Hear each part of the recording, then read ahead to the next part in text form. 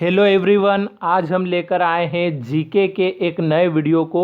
इसमें हम सामान्य ज्ञान के 20 बहुत ही महत्वपूर्ण प्रश्नों को देखेंगे। ऐसे प्रश्न जो किसी भी कंपटीशन एग्जाम में बार बार पूछे जाते हैं या जिन्हें पूछे जाने की संभावना सबसे अधिक है, ऐसे 20 प्रश्नों को आज हम यहाँ पे देखने वाले हैं।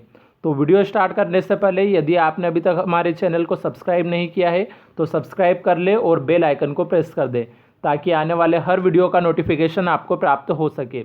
और वीडियो को अधिक से अधिक लाइक एवं शेयर जरूर करें। और अगर आपने अभी तक हमारे पिछले वीडियो नहीं देखे हैं तो डिस्क्रिप्शन में जीके के वीडियो की जो प्लेलिस्ट है उसकी लिंक दी गई है, वहां से आप वो सारे वीडियो देख सकते हैं। और साथ ही में हमने रीजनिंग की भी एक सीरीज शुरू कर रखी है, तो अगर आपने वो वीडियो नहीं देखे हैं तो उसकी भी लिंक आपको डिस्क्रिप्शन में मिल जाएगी। मतलब आप जीके और रीजनिंग दोनों ही सब्जेक्ट की तैयारी हमारे यूट्यूब चैनल से अच्छे से कर सकते हैं। तो शुरू करते हैं आज का ये वीडियो।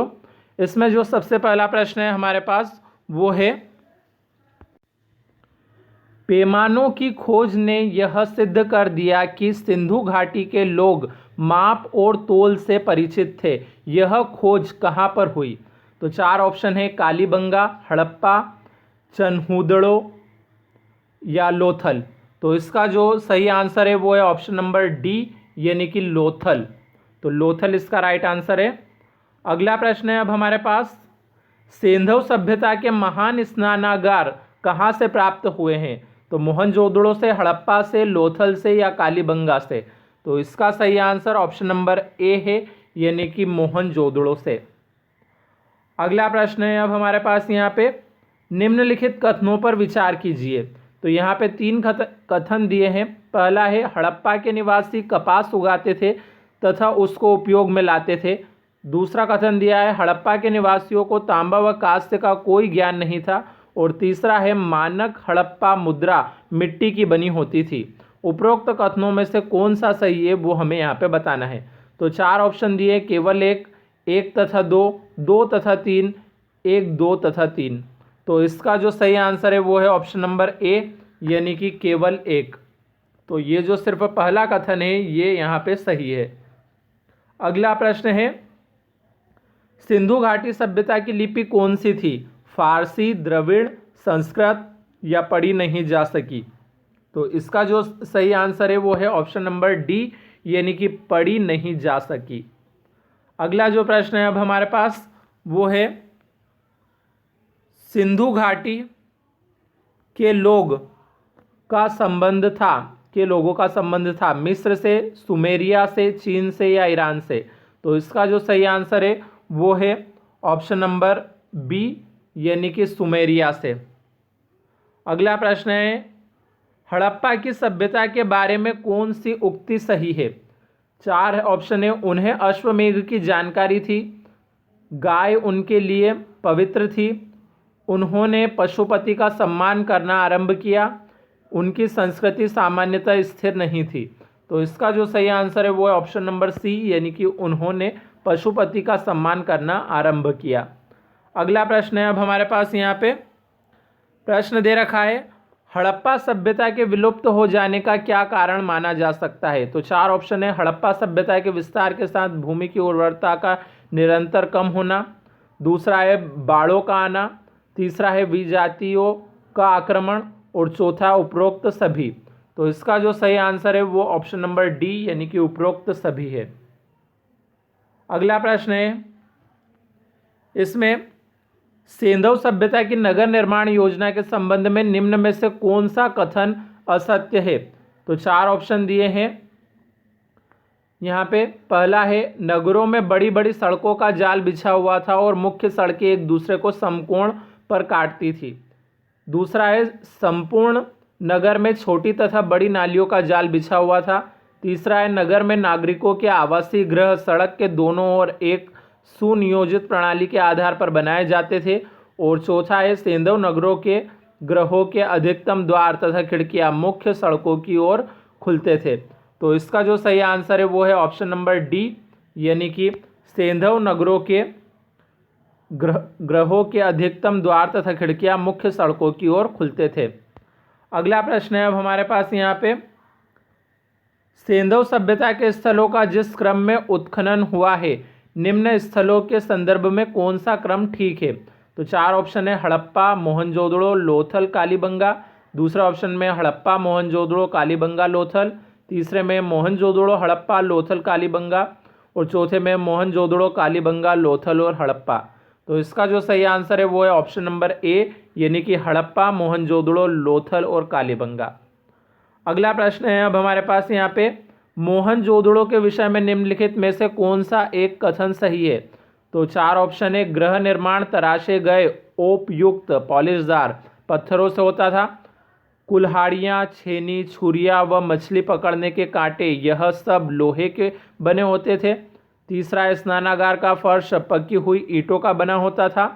चौथा है यहाँ के निवासियों को स्वर्ण आभूषण का ज्ञान नहीं था। तो इसका जो ऑप्शन नंबर सी है वो सही है, यानी कि स्नानागार का फर्श पकी हुई ईंटों का बना होता था। अगला प्रश्न जो दिया है वो है, शतरंज के बोर्ड के 2 नमूने किस सेंधव स्थल से प्राप्त हुए हैं? 4 ऑप्शन है हड़प्पा, मोहनजोदड़ो, चन्हूदड़ो या लोथल। तो इसका जो सही आंसर है वो है ऑप्शन नंबर डी, यानी कि लोथल। अगला प्रश्न है अब हमारे पास यहाँ पे प्रश्न दिया है, सेंधव सभ्यता के विस्तार के संदर्भ में निम्न में से कौन सा कथन असत्य है? 4 ऑप्शन दिए, इस सभ्यता की लंबाई 1600 किलोमीटर है और चौड़ाई 1400 किलोमीटर है। इस सभ्यता की उत्तरी सीमा पाकिस्तानी पंजाब में है जबकि दक्षिणी सीमा गुजरात में है। इस सभ्यता की पूर्वी सीमा बलूचिस्तान तथा पश्चिमी सीमा सुतका गेंगडोर है। और चौथा, उपरोक्त में से कोई नहीं। तो इसका सही आंसर ऑप्शन नंबर सी, यानी कि इस सभ्यता की पूर्वी सीमा बलूचिस्तान तथा पश्चिमी सीमा सुतका गेंगडोर है। अगला जो प्रश्न है वो है, सेंधव निवासियों के धार्मिक जीवन में निम्न में से कौन सा तत्व विद्यमान नहीं था? मातृ देवी की उपासना। दूसरा है लिंग एवं योनि की पूजा। तीसरा है पशु, पक्षी, वृक्ष तथा नाग की पूजा। और चौथा है विशिष्ट मूर्ति की पूजा। तो इसका जो सही आंसर है वो है ऑप्शन नंबर डी, यानी कि विशिष्ट मूर्ति की पूजा। अगला जो प्रश्न है वो है, सेंधव सभ्यता के निवासियों द्वारा निम्न में से किस धातु का प्रयोग सर्वाधिक किया गया? तो 4 ऑप्शन है कांस्य, ताम्र, लोहा या टीन। तो इसका सही आंसर है ऑप्शन नंबर ए, यानी कि कांस्य। तो कांस्य यहाँ पे इसका राइट आंसर है। अगला प्रश्न है, सेंधव सभ्यता के लोग निम्न में से किस धातु से परिचित नहीं थे? 4 ऑप्शन है तांबा, चांदी, टीन या लोहा। इसका सही आंसर है ऑप्शन नंबर डी, यानी कि लोहा। अगला प्रश्न है, निम्न में किस पशु से सिंधु घाटी के लोग सामान्यतः परिचित नहीं थे? बैल, गाय, कुत्ता या घोड़ा। तो इसका जो सही आंसर है वो ऑप्शन नंबर डी, यानी कि घोड़ा। अगला प्रश्न है, सेंधव सभ्यता से संबद्ध किन स्थलों से चावलों की खेती के प्रमाण मिले हैं? 4 ऑप्शन है मोहनजोदड़ो, हड़प्पा, लोथल और रंगपुर, कालीबंगा और रोजदी या इनमें से कोई नहीं। तो इसका सही आंसर ऑप्शन नंबर बी, यानी कि लोथल और रंगपुर। अगला प्रश्न है, निम्न में से किस फसल के उत्पादन के संदर्भ में सेंधव स्थलों से कोई प्रमाण नहीं मिला है? तो इसका जो 4 ऑप्शन है वो है चावल, गेहूं, जौ या दाल। तो इसका सही आंसर है ऑप्शन नंबर डी, यानी कि दाल। अगला प्रश्न है, हड़प्पा सभ्यता की लिपि में चित्रों एवं प्रतीकों का प्रयोग किया जाता था, इसे अभी तक पढ़ा नहीं जा सका या बाएं से दाएं लिखी जाती थी। 4 ऑप्शन दिए, पहला एवं दूसरा, दूसरा एवं तीसरा, केवल तीसरा या पहला एवं तीसरा। तो इसका जो सही आंसर है वो है ऑप्शन नंबर ए, यानी कि 1 और 3।